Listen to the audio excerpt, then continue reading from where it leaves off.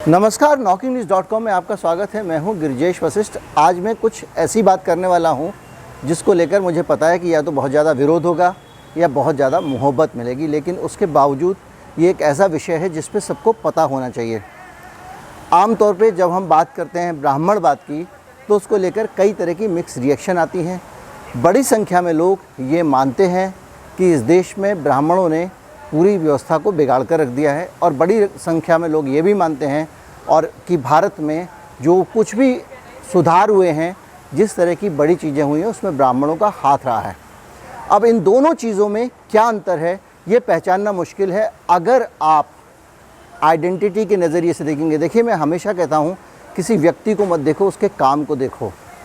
जब आप काम से दोनों चीज़ों को अलग अलग करेंगे तो आपके सामने एक तस्वीर आएगी, और वो तस्वीर ही आज के वीडियो में आपको दिखाने वाला हूँ।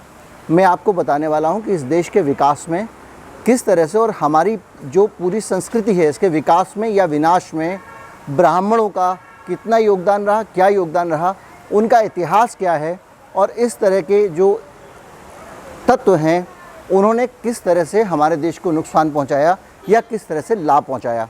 कहीं मत जाइए, चैनल को सब्सक्राइब कर लीजिए, मैं लौट के आता हूं।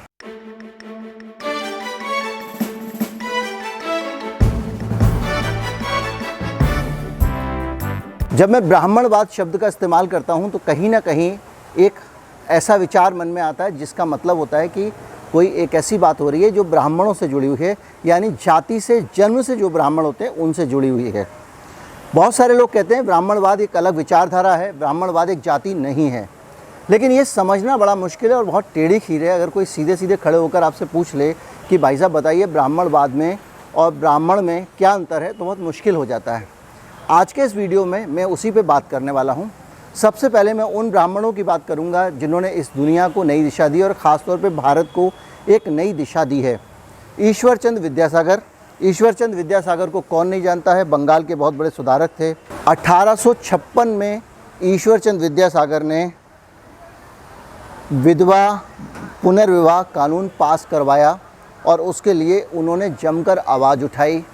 वो एक ऐसे व्यक्ति थे जिन्होंने अपने बेटे का विवाह एक ऐसी विधवा से कराया जिसके बारे में लोग सोच नहीं सकते थे उस ज़माने में। आमतौर पे आज के नेता भी भाषण कुछ और देते हैं, निजी जीवन में कुछ और होते हैं, और वहाँ पे जो जुलाहे थे उनकी पूरी की पूरी कम्युनिटी में ईश्वरचंद विद्यासागर जैसे लोगों के जो सुधार थे उनको लेकर गाने बने हुए थे, और एक बड़ा जनजागरण आंदोलन भारत में उन्होंने चलाया। और वो जाति से या जन्म से कहें तो ब्राह्मण थे, बहुत सुधारवादी थे। दूसरा उदाहरण मैं लेता हूँ उसी बंगाल से, राजा राम मोहन राय का। सती प्रथा। आप सोचिए, एक महिला का पति जब मर जाता था तो उसका बोझ ना उठाना पड़े, इसलिए उसको अपने पति के लिए सती होने का नाम देकर लोग आग में झोंक देते थे, जलाकर मार डालते थे। कभी कभी इस पूरे सामाजिक ताने बाने में, इस पुरुषवादी व्यवस्था में सती प्रथा को मानने के कारण और सती प्रथा के प्रति मान्यता होने के कारण महिलाएं भी खुद भी पति की चिता में बैठ जाया करती थी और जीवित जल जाया करती थी। ये बुराई हमारे देश में थी। तीसरा उदाहरण महर्षि दयानंद सरस्वती का। उन्होंने कर्मकांड, मूर्ति पूजा और दूसरी चीज़ों का विरोध किया, और इन चीज़ों के लिए वो लगातार लड़ते रहे। ये तीनों जाति से ब्राह्मण थे। अगर आप इन सुधारवादियों को छोड़कर, अगर वर्तमान में जो मॉडर्न जो सुधारवादी हैं, जिनको आप कहते हैं कि जो वामपंथी हैं या जो वैज्ञानिक सोच के लोग हैं, जो पुरातनपंथी सोच को नहीं मानते हैं, जो धर्मों के सभी प्रकार के धर्मों कर्मकांडों के खिलाफ रहते हैं, उनकी लिस्ट में भी अगर आप जाएं तो EMS नंबूदरीपाद इतने बड़े विद्वान हुए वामपंथी, उन्होंने इतनी किताबें लिखी हैं जितनी कि कुल मिला के पूरे संघ परिवार के जितने सरसंघ चालक हैं उन्होंने नहीं लिखी होंगी। BT रणदिवे बहुत बड़े वामपंथी नेता थे, वो भी जाति से ब्राह्मण थे। नंबूदरीपाद तो जो अति ब्राह्मण टाइप की कम्युनिटी से आते थे। इसके अलावा आप श्रीपाद अमृत डांगे, वो भी ब्राह्मण थे। बहुत सारे ब्राह्मणों ने लगातार इस देश में सुधार का काम किया, इस देश को दिशा देने का काम किया। ये इस देश के ब्राह्मणों का योगदान है। यानी आप जाति से अगर पहचानने चलेंगे, और मैं आपको ये 4 उदाहरण दे दूंगा, तो आप कहेंगे ब्राह्मण बहुत अच्छे होते हैं। लेकिन ब्राह्मण ना अच्छे होते ना खराब होते हैं। अब मैं आपके सामने दूसरी तस्वीर लेकर आने वाला हूँ जो बहुत घिनौनी और शर्मनाक है। ये तस्वीर ब्राह्मणों की तस्वीर नहीं है, ये ब्राह्मणवाद की तस्वीर है। छत्रपति शिवाजी महाराज जब काफ़ी रियासतें जीत गए और रियासतें जीतने के बाद जब उन्होंने अपने आप को वहाँ की राजगद्दी पे बैठने का क्रम किया, जब उनका राज तिलक होना था, तो ऐसे पराक्रमी राजा को का राज तिलक करने से, ऐसा लिखा गया इतिहास में, महाराष्ट्र के चित्पावन ब्राह्मणों ने इनकार कर दिया था कि ये आदमी शूद्र है। जो क्षत्रिय नहीं है, ब्राह्मण नहीं है, वैश्य नहीं है, वो शूद्र है, वो भोसले थे। और उसके कारण काफ़ी हद तक उनको परेशानी झेलनी पड़ी। आखिर में काशी से एक पंडित जी को बुलाया गया, उनका नाम गंगा भट्ट था। और जब गंगा भट्ट काशी से आए, उन्होंने शिवाजी महाराज का राज तिलक किया, लेकिन उसमें भी उन्होंने कहा कि भाई देखिए, मैं ब्राह्मण हूँ, शूद्र का स्थान चरणों में होता है।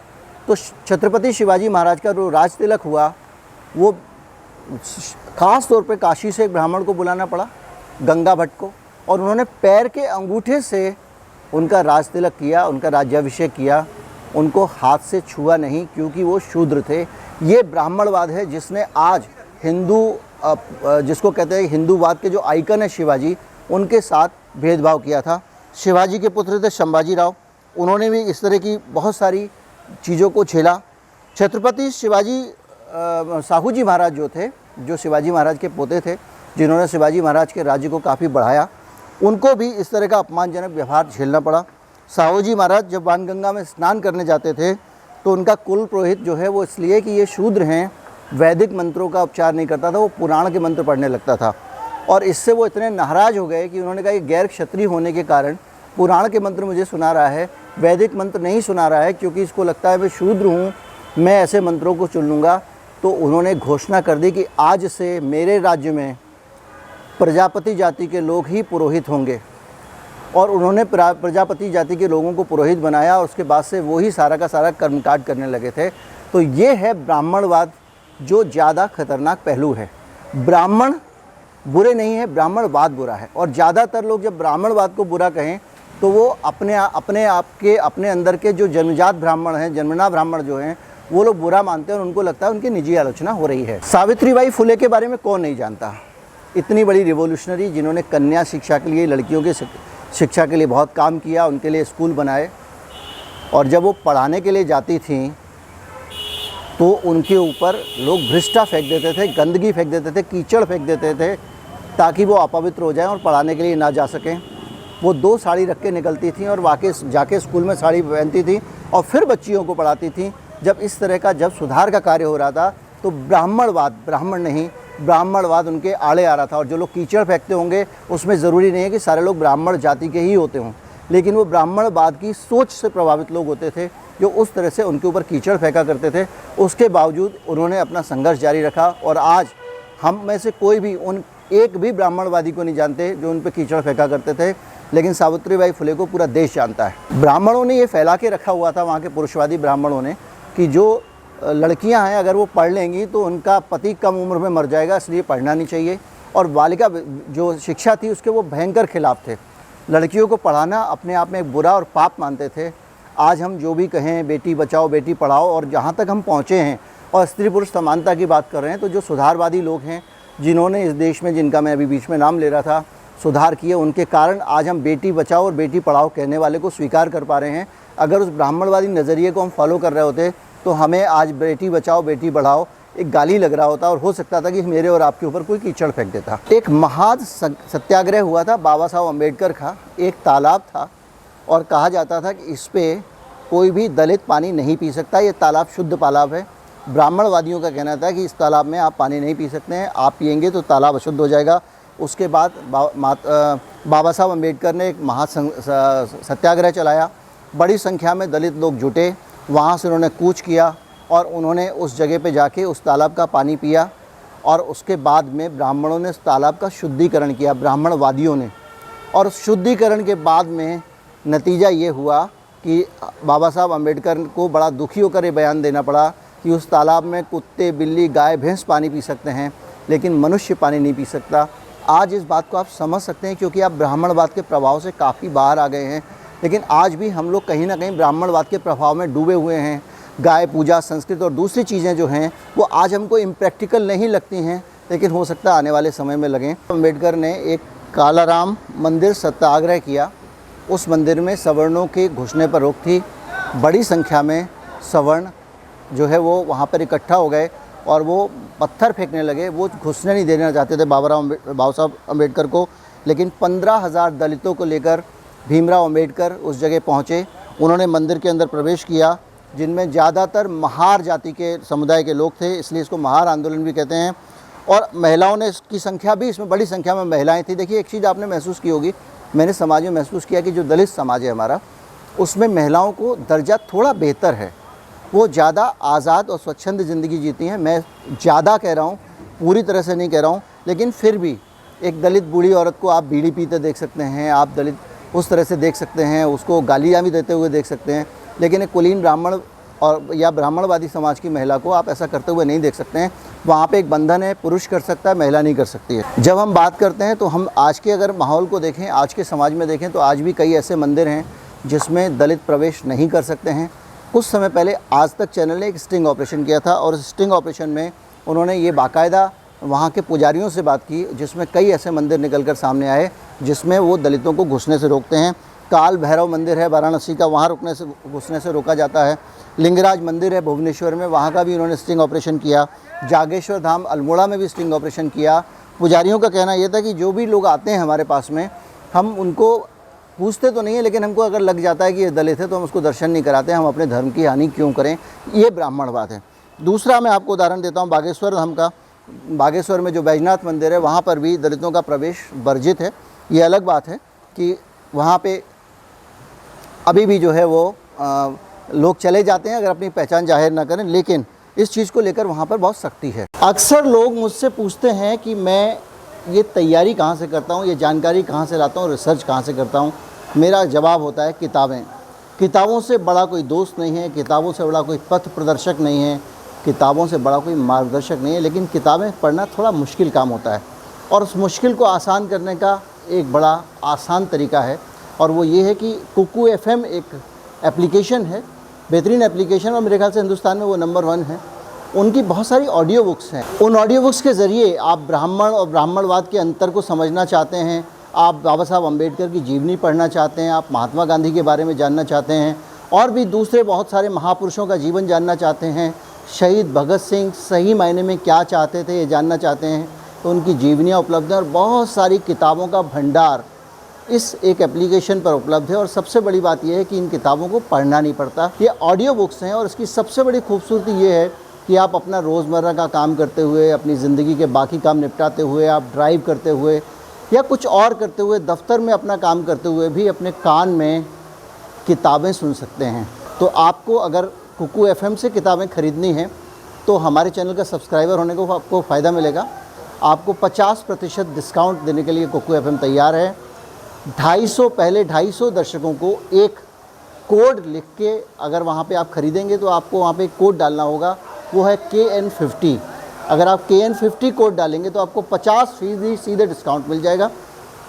अब फिर लौटते हैं मुद्दे पर। जाति, धर्म और जेंडर के नाम पर भेदभाव की खबरें हमारे आसपास रोज़ आती रहती हैं। हम देखते रहते हैं कई मंदिर में महिलाओं को प्रवेश नहीं दिया जा रहा है, उनको ख़ासतौर पे आंदोलन करना पड़ रहा है, कोर्ट में मामला जा रहा है, या कहीं पे बहुत सारी चीज़ें आती हैं। अब बाबू जगजीवन राम का आपको किस्सा याद होगा, डॉक्टर संपूर्णानंद की प्रतिमा का वो अनावरण करके आए थे और उसके बाद में ब्राह्मणवादियों ने उस प्रतिमा को ये कहा कि अशुद्ध हो गई है, इसको अब धोया जाएगा क्योंकि दलित ने इसका अनावरण किया है। आपने सुना होगा कि कई सारे मंदिरों में भारत की प्रधानमंत्री इंदिरा गांधी को भी प्रवेश नहीं दिया गया। कुल मिला के हमारे समाज में जितना भी पिछड़ापन है, हमारे समाज में जो रूढ़ियाँ हैं और ऐसी चीज़ें जो बदली नहीं जा रही हैं या जिनको बदलने से रोका जा रहा है, जिसको प्रतिरोध किया जा रहा है, वो सारी की सारी चीज़ें एक जगह जाकर टिक जाती हैं। वो कोई भी चीज़ हो, और वो चीज़ें जितनी भी हैं उनको आप परंपरा कहते हैं, उनको आप संस्कार कहते हैं।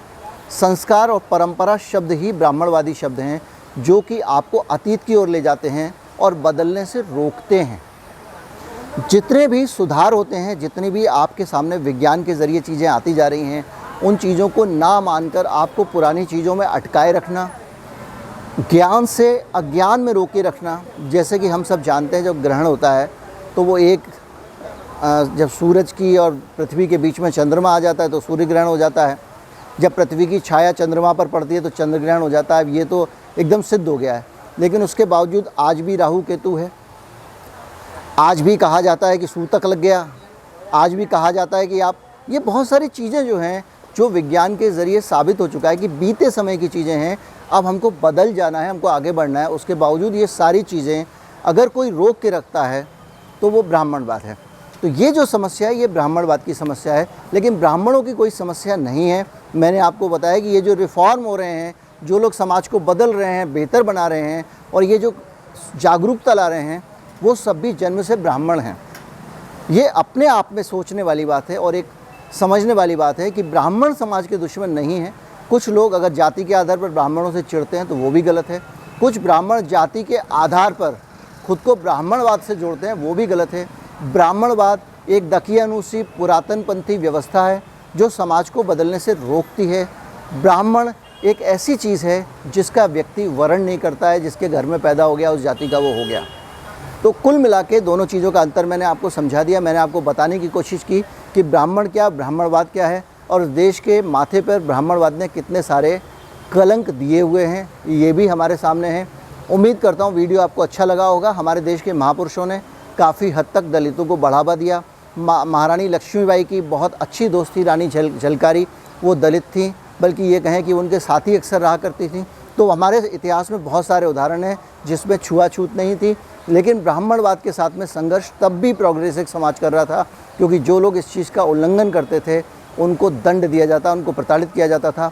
गोस्वामी तुलसीदास के बारे में भी कहा जाता है कि वो रामचरितमानस की जब रचना कर रहे थे तो ब्राह्मणों ने उनका बहुत विरोध किया था, क्योंकि वो अवधि में आम बोलचाल की भाषा में रामचरितमानस लिख रहे थे और लोग जो है वो नहीं चाहते थे ब्राह्मण की संस्कृत का जो ज्ञान है, जो गूढ़ ज्ञान है, जो उन्हीं के ज़रिए जाना चाहिए, वो अपने आप लोगों के पास चले जाए, वो किताब पढ़ ले और उनको पता चल जाए कि भगवान राम की कहानी क्या थी। और ये भी एक इतिहास है कि आज अगर भगवान राम का जो भी अस्तित्व और जिस तरह से वो जनमानस में बहुत पॉपुलर हैं, बहुत ज़्यादा हर व्यक्ति उनको जानता और मानता है, तो उसके पीछे गोस्वामी तुलसीदास की रामचरितमानस है, उसका घर घर पाठ होना, उसके सुंदरकांड का पाठ होना और उनकी रामचरितमानस के आधार पर देश भर में रामलीलाएँ होना और जिस तरह की जो जानकारियाँ हो, उसके कारण ही आज हिंदू धर्म काफ़ी हद तक मजबूत है। तो इसलिए सुधार बहुत ज़रूरी है और मुझे लगता है कि आप समझ चुके होंगे इस वीडियो के ज़रिए कि ब्राह्मण क्या है और ब्राह्मणवाद क्या है, और हमको दोनों के बीच में अंतर समझ के ये आगे बढ़ना है। ब्राह्मणवाद हम सब के अंदर घुसा हुआ है, हम किसी भी जाति के हों, हम दलित हों। हमारी एक मुख्यमंत्री होती थी, वो दलित हैं, दलितों के नाम पे वोट लेती हैं, लेकिन वो सोफे पे बैठती हैं, दूसरे लोगों को नीचे बिठाती हैं। तो ये ऊंच नीच भी अपने तरह का एक ब्राह्मणवाद है। उम्मीद करता हूँ वीडियो आपको अच्छा लगा होगा। अगर इस वीडियो अच्छा लगे तो इस वीडियो को ज़्यादा से ज़्यादा लोगों तक पहुँचाएँ, उनको बताएं कि ब्राह्मण बुरे नहीं होते हैं और कोई ब्राह्मणवाद को बुरा कह रहा है तो आपके जाति से ब्राह्मण होने के कारण वो आपका दुश्मन नहीं है, इसको समझना चाहिए। और जो लोग जाति के आधार पर दूसरों को दुश्मन समझते हैं उनको भी समझना चाहिए कि ब्राह्मणवाद एक अलग चीज़ है, एक अलग बीमारी है हमारे समाज की, वो जाति नहीं है। उम्मीद करता हूँ वीडियो अच्छा लगा होगा और अच्छा लगे तो ज़्यादा से ज़्यादा लोगों तक पहुँचाएँ। नमस्कार, जय हिंद।